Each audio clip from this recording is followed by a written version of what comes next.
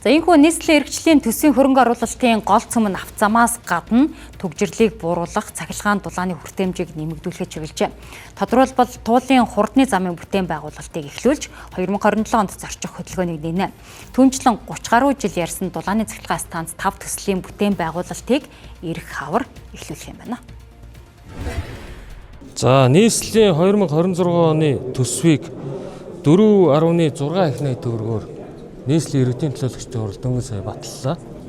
За 4.6 их найт төгрөгийн үндсэндээ 1.5 их найт төгрөг нь нийслэл Улаанбаатар хотын урсгал зардалд зарцуулагдана.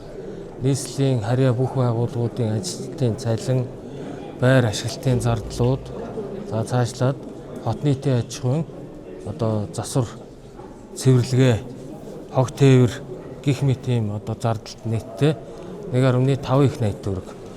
Бид өмнөх оны мөн үеийн урсгал зардлын хэмжээг нэмэгдүүлэхгүй байх юм зарчмыг барьж ажиллалаа.